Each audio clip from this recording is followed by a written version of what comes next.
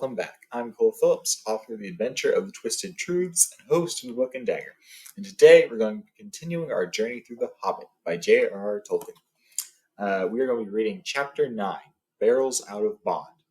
So basically, after the battle with the giant spiders, Bilbo and the dwarves are decided to make one last despairing effort to get out of the forest before they die of hunger and thirst.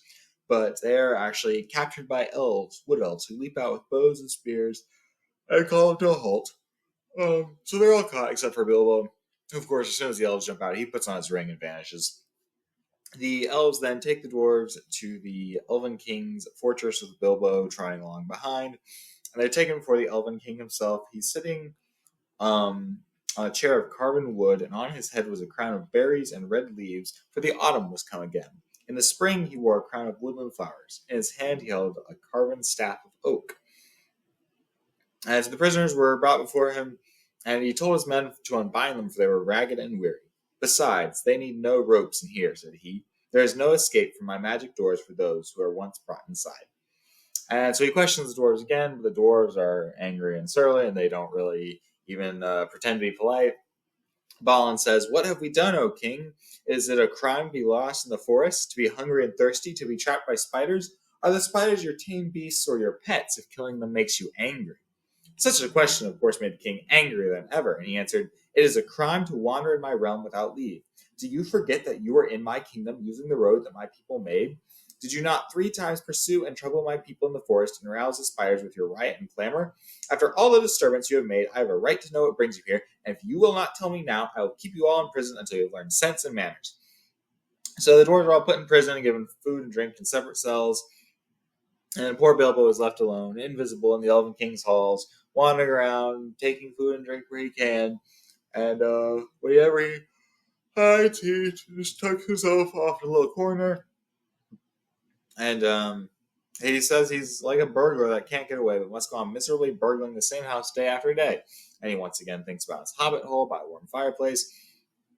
Eventually, however, he sneaks along and he makes contact with Thorin.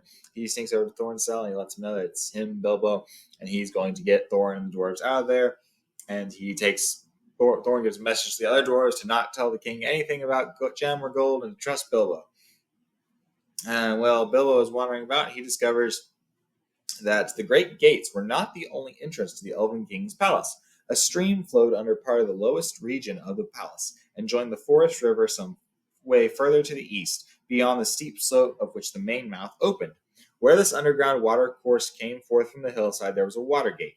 There, the rocky roof came down close to the surface of the stream, and from it a portcullis could be dropped right to the bed of the river to prevent anyone coming in or out that way.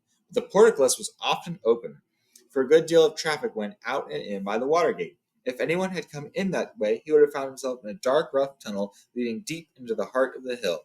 But at one point where it passed under the caves, the roof had been cut away and covered with great oaken trapdoors.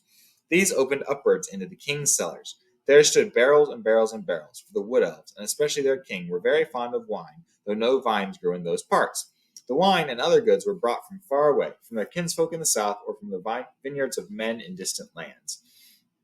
Hiding behind one of the largest barrels, Bilbo discovered the trapdoors and their use, and lurking there, listening to the talk of the king's servants, he learned how the wine and other goods came up the rivers or overland to the long lake. It seemed a town of men still throve there, built out of bridges far into the water as protection against enemies of all sorts, especially against the dragon of the mountain. From Lake Town, the barrels were brought up the forest river. Often they were just tied together like big rafts and pulled or rowed up the stream. Sometimes they were loaded onto flat boats. When the barrels were empty, the elves cast them through the trapdoors, opened the water gate, and out the barrels floated on the stream, bobbing along until they were carried by the current to a place far down the river where the bank jutted out near the very eastern edge of Mirkwood. Oh, sorry, I'm very tired today.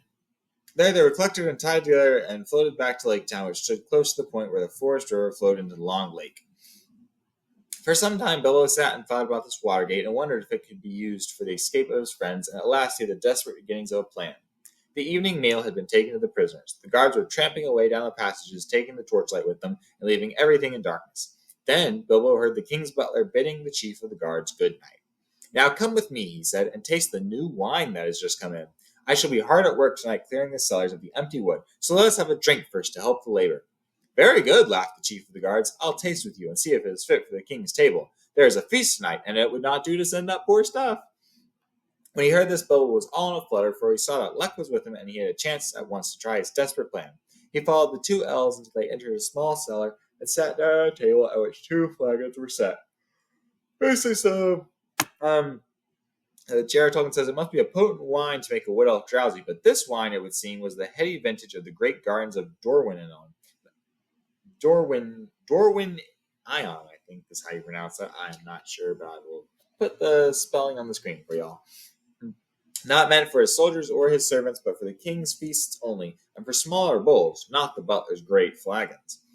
And so very soon the butler and the guard are fast asleep on the table.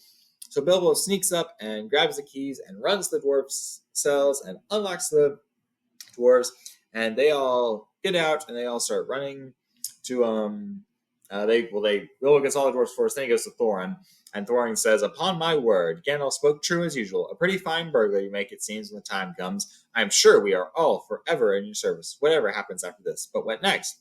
So then Bilbo says he's going to stick the dwarves in the barrels, and they're going to get floated down the river and sent out, and the dwarves all start complaining and mad. They say they'll be bruised and battered to pieces and drowned too for certain. And so Bilbo says, "Very well, come along back to your nice cells, and I will lock you all in again, and you can sit there comfortably and think of a better plan, but I don't suppose I shall ever get hold of the keys again, even if I feel inclined to try." And so, of course, the dwarves left with no options. Okay, so they all follow Bilbo down to the wine cellar. On the way, Bilbo puts the keys back on the belt of the guards who's still sleeping.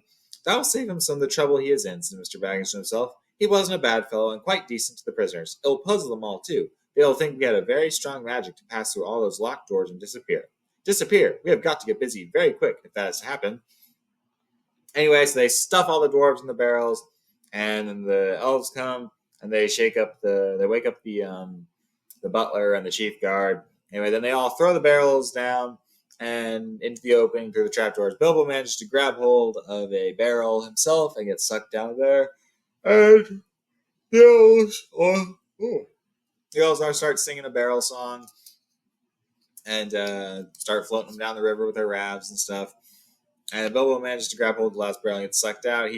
As the dwarves are all floating down the river, he is hoping they put the lids on tight enough so the dwarves don't drown or get super too wet. Anyway, and then they all float down the river and manage to basically make it to safety, pretty much. And then Bilbo has to go, and when they hit the shore, he has to go and he has to unpack all the dwarves. But he can't do that yet, actually, because some of the elves have stacked up all the empty barrels and some elves hanging around there. So Bilbo is cold and wet, miserable and hungry. So he goes off and basically is like doing his own thing. But that's where we're going to end. We will continue in Chapter 10, A Warm Welcome, next time. I will see you then.